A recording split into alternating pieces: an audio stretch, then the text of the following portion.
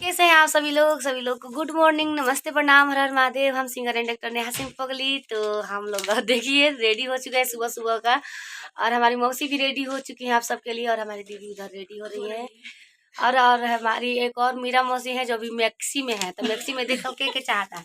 आई देखा हमारा के सुबह सुबह के आशीर्वाद 500 रुपया, 500 मौसी, 500 हमारी दीदी है। बताओ हम कुछ नहीं की देते हो दादा, ये कोनो बात नहीं की, कम से कम यही खाती तो कहो सी एक छिहत्तर लोगन तो लोग फिर हमरा के बड़े बड़े साड़ी लेके 4-4 मीटर के साड़ी लेके जा, बोरा के साड़ी, रंग बिरंगे के साड़ी। आप लोग देखते हैं ना, मैं साड़ी इतनी पहनती हूँ, सब दीदी लोग का दिया हुआ रहता है तोहफा।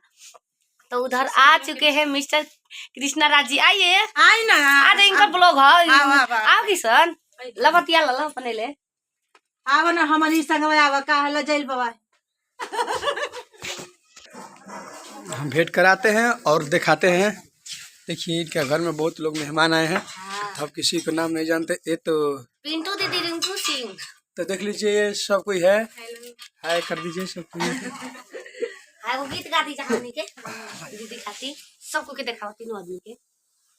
हाँ, अरे गोईठा के आँच न सोहाला बलम हमके हीटर मंगा दाना, गोईठा के आँच न सोहाला बलम हमके हीटर मंगा दाना।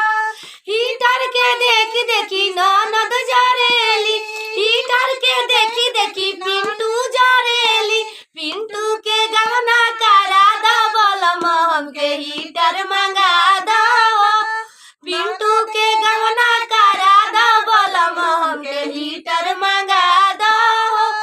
हीटर के देखी देखी सासू जरेली, हीटर के देखी देखी सासू जरेली, सासू के अलगा करा दो बलम हमके हीटर मंगा दो, सासू के अलगा करा दो बलम हमके हीटर मंगा दो।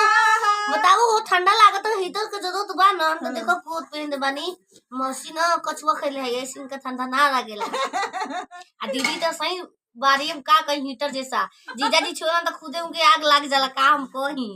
जीजा जी मार आ पराठा खालन, पीठा भात खालन। बताओ ऐसे क्या खाई हो सोनू जीजा? हाँ सोनू जीजा।